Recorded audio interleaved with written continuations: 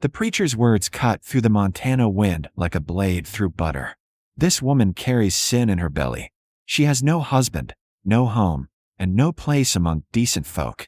Rachel Brennan stood on the church steps, 8 months heavy with child, while the congregation murmured behind closed hands. She'd come seeking charity. She'd found judgment instead. Then a voice rose from the back of the crowd, low, steady, unmoved by the fever of righteousness around it. How much does decency cost these days? Every head turned toward the tall cowboy in the dusty coat. 3 weeks earlier, Rachel had stepped off the afternoon stage in Birch Falls with everything she owned tied in a carpetbag. The town sat in a valley between pine-covered mountains, the kind of place where smoke rose straight from chimneys and children played in dirt streets without fear. She'd traveled 400 miles from St. Louis with a promise that dissolved the moment she arrived. James Carver, the man who'd courted her with letters written in careful script, who'd sent her train fare and sworn before God he'd marry her, took one look at her condition and turned pale as creek stone. "You didn't mention this in your letters," he said. "I didn't know until after you'd sent the ticket." His jaw worked. Behind him, his mother stood in the doorway of their neat clapboard house, arms crossed like a fortress. "I can't marry damaged goods," James said finally. "My mother would never stand for it." Rachel felt something crack inside her chest. "The child is yours." "So you claim." His eyes wouldn't meet hers. Could be anyone's. The lie was so brazen it stole her breath. "James, please, I'll pay for a room tonight. After that, you're on your own." He pressed coins into her hand like she was a beggar, then walked back into his house and closed the door. Rachel stood alone in the dusty street as twilight bled across the mountains. She was 26 years old, unwed, and 8 months from delivering a child whose father had just called her a liar in front of his mother. The boarding house took James's money and gave her a room that smelled of old smoke and mouse droppings. She lay awake that night, one hand on her belly, feeling the baby move. "I'm sorry," she whispered. "I tried." 3 days of searching yielded nothing. No one in Birch Falls would hire a pregnant woman. The general store owner's wife crossed the street to avoid her. The seamstress turned her away before she finished speaking. Even the laundry refused her. On the 4th day, desperation drove her to the church. Reverend Michaels was a thin man with wire spectacles and a voice that carried moral certainty like other men carried pocket watches. "I'm willing to work," Rachel said. "I can clean, cook, mend anything. I just need enough to keep a roof overhead until the baby comes." The Reverend's wife sat beside him, mouth pressed in a disapproving line. "Mrs. Brennan, Miss Brennan." His expression hardened. "Miss Brennan, the church cannot be seen supporting women of your circumstances. It sends the wrong message to the community." "What message?" "That Christians help people in need. That sin carries no consequence." Rachel's hands curled into fists. "My consequence is right here. I'm not asking for forgiveness. I'm asking for work. I'm afraid we cannot help you." She walked out before the tears could start. But word traveled fast in small towns, and by Sunday morning, half of Birch Falls knew the shameful story of the unwed woman who had come begging at the church door. That was when Reverend Michaels made his sermon about moral corruption and the danger of women who refused to repent. That was when he called her onto the steps and publicly condemned her. And that was when the cowboy spoke up. He stood at the back of the crowd, tall enough that she could see him over the heads of the curious and the cruel. His hat was pulled low, his face weathered by sun and wind, his coat dusty from the trail. "How much does decency cost these days?" he asked again. Reverend Michaels bristled. "I beg your pardon." The cowboy stepped forward. The crowd parted without thinking. "Seems to me," he said quietly, "that you're all real concerned with this woman's sin. I'm just wondering what price you'd put on acting Christian toward her." "This is not a matter of price, Mr. Dalton. This is a matter of principle." "Principle?" The cowboy, Dalton, looked at Rachel for the first time. His eyes were gray as storm clouds, but they held no judgment. "Ma'am, you got somewhere to stay?" Her voice came out smaller than she intended. "Until tomorrow." He nodded once, then turned back to the Reverend. "I got a question for you," Dalton said. "Simple one." The crowd leaned in. "When that baby comes, and this woman's got no food, no shelter, no help, whose sin is that?" Silence fell like snow. Dalton looked at Rachel again. "I got a ranch 10 miles north. House needs a cook. Pays fair. Room's clean. Works honest. Rachel stared at him. You don't know me. Don't need to. He tipped his hat. Offer stands till sundown. After that, I'm gone. He walked away, leaving the congregation speechless and Rachel Brennan standing on the church steps with the first thread of hope she'd felt in weeks. Rachel found him 2 hours later at the livery stable, cinching his saddle with the efficient movements of a man who'd done it 10,000 times. Mr. Dalton. He turned, unsurprised, as if he'd been expecting her. It's just Dalton. No mister. She twisted the handle of her carpetbag. Why did you offer me work? Need a cook. You could hire anyone. Cut. He checked the saddle straps. But you're the one standing here. Rachel studied him. The gray in his beard, the lines around his eyes, the quiet way he moved. Nothing about him suggested ulterior motives, but she'd been wrong about men before. I won't be able to work much longer. The baby. You'll work what you can. Rest when you need to. What happens after the child comes? Same thing that happens before. You cook. I pay you. Baby does whatever babies do. The simplicity of it nearly broke her. What? Her voice cracked. Why would you help me? Dalton was quiet for a long moment. When he spoke, his voice carried the weight of old pain. My sister got herself in trouble once. 17 years old. The man who did it ran off. My father threw her out.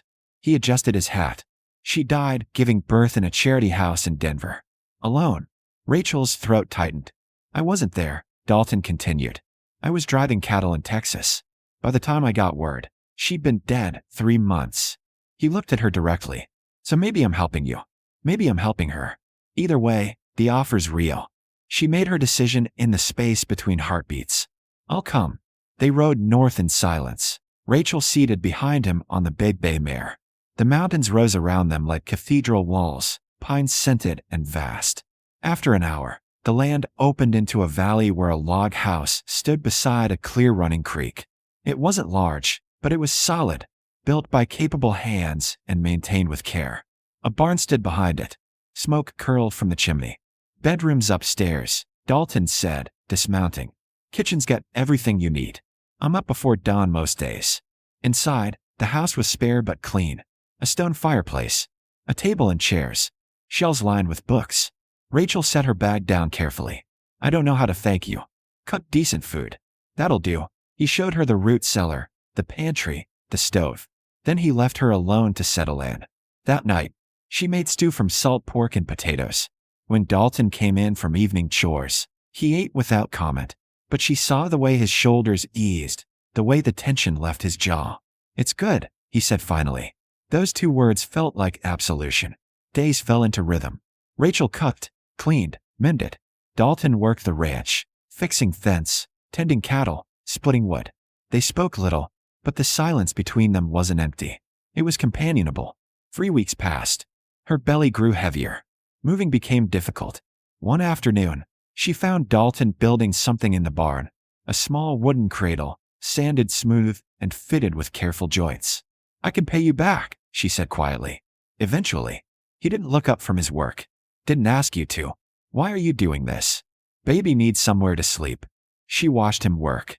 This quiet man who asked for nothing, who expected nothing, who simply did what needed doing because it was right. I misjudged him, she said suddenly. James. I thought I knew him from his letters. I thought, her voice broke. I thought he loved me. Dalton set down his tools. Some men are good at words. Doesn't make them good men. How do you tell the difference? You watch what they do when it costs them something. The words settled into her bones. That evening, as they sat on the porch watching stars emerge, Rachel asked the question that had haunted her since the church steps. Do you think I'm sinful? Dalton was quiet for a long time. I think you're human. I think you trusted someone who didn't deserve it. I think you're doing the best you can. He looked at her. That's not sin. That's just life. Something inside her chest, something that had been clenched, tight since St. Louis, finally loosened. 2 weeks later, the pain started in the middle of the night. Rachel woke in darkness, gasping. When she called out, Dalton was there within seconds, lamp in hand. It's time, she managed. He didn't panic. He rode hard to fetch Mrs. Kowalski, the midwife from the neighboring ranch, then boiled water and tore sheets while they waited. The labor was long and brutal. Rachel screamed until her voice gave out. Mrs. Kowalski worked with firm, practiced hands. And through it all, Dalton stayed just outside the door, close enough to hear, ready to help if needed. Near dawn, a baby's cry split the air. "It's a girl," Mrs. Kowalski announced. "Healthy lungs on this one." Rachel wept as they placed her daughter in her arms. Tiny, red-faced, perfect. Later, after Mrs. Kowalski had left and the house had quieted, Dalton knocked softly on the bedroom door. "Can I see her?" Rachel nodded. He stepped in, hat in his hands, and looked down at the bundle in her arms with something like wonder. "She's beautiful," he said quietly. "I'm calling her Grace." He nodded. "Good name." Rachel looked up at him. This man who'd stood between her and the world's judgment, who'd given her shelter when she had none, who'd stayed through the longest night. "Thank you," she whispered. "For everything." Dalton's weathered face softened. "You're welcome here, Rachel. Both of you. For as long as you need." Standing there in the lamplight, holding her daughter, Rachel understood something she hadn't known before. Home wasn't a place. It was this.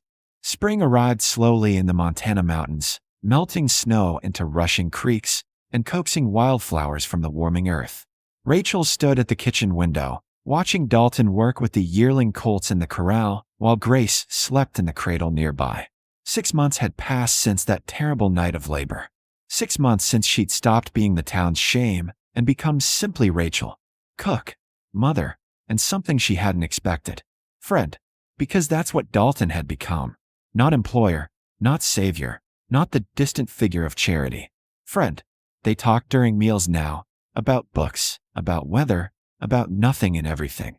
He taught her to recognize animal tracks. She taught him to make proper biscuits. Grace learned to smile, and when she did, Dalton's entire face transformed. But Rachel felt the weight of borrowed time. She'd been saving her wages, planning. Eventually, she'd need to move on, find her own place. She couldn't impose on his kindness forever. That evening, as they sat on the porch while Grace played with wooden blocks Dalton had carved, Rachel forced herself to speak. "I've been thinking about the future."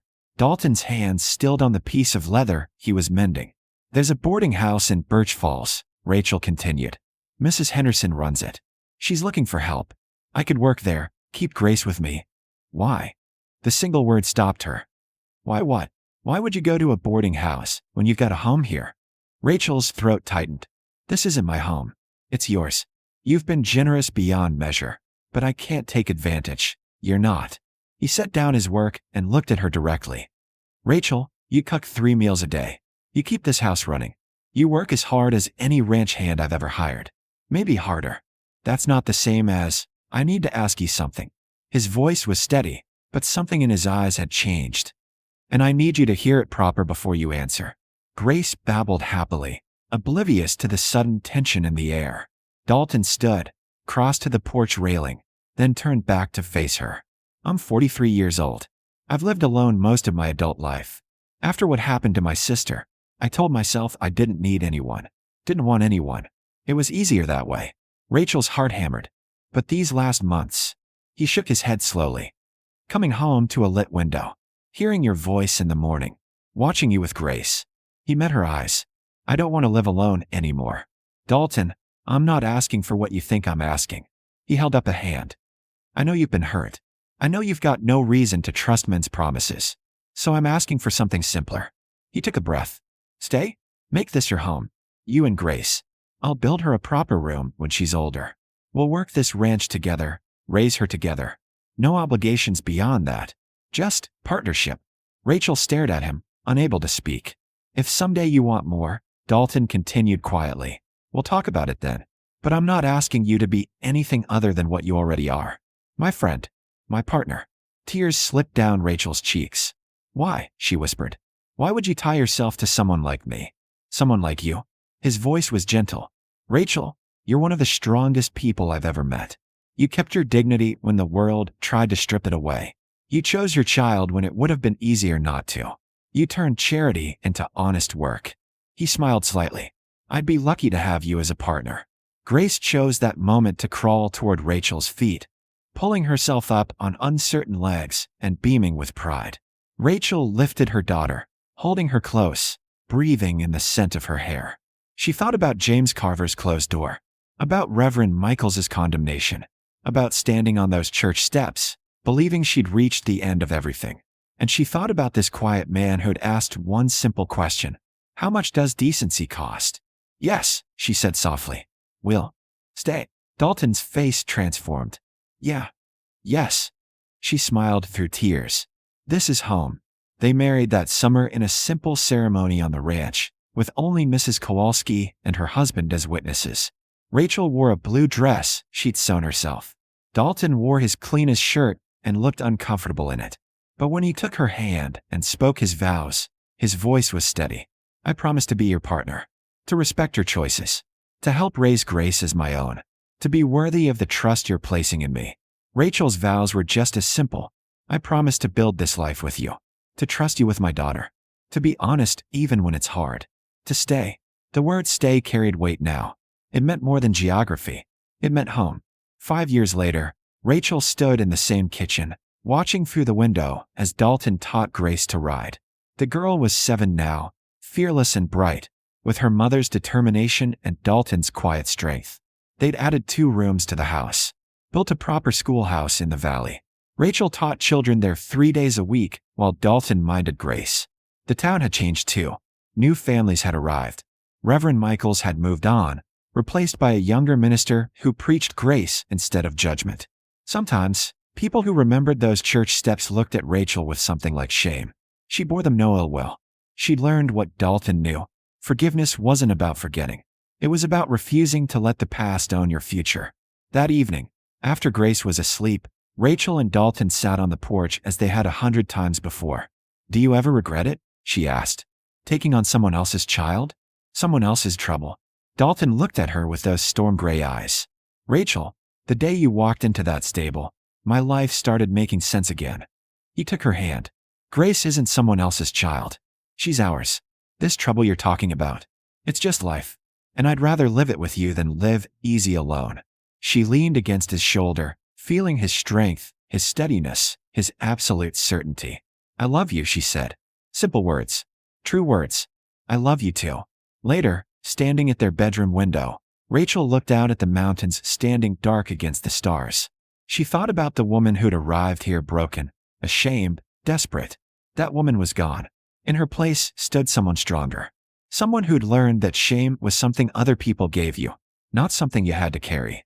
Someone who'd found home not in a place, but in the simple decency of a man who'd asked the right question at the right time. Behind her, Dalton's breathing deepened into sleep. Below, in her small room, Grace dreamed whatever children dream. And Rachel Dalton, no longer Brennan, no longer alone, closed her eyes and gave thanks for the day she'd been judged on church steps and found wanting by everyone except the one person who mattered. The cowboy who taught her that decency didn't have a price. It was simply what good people did when the world turned cruel.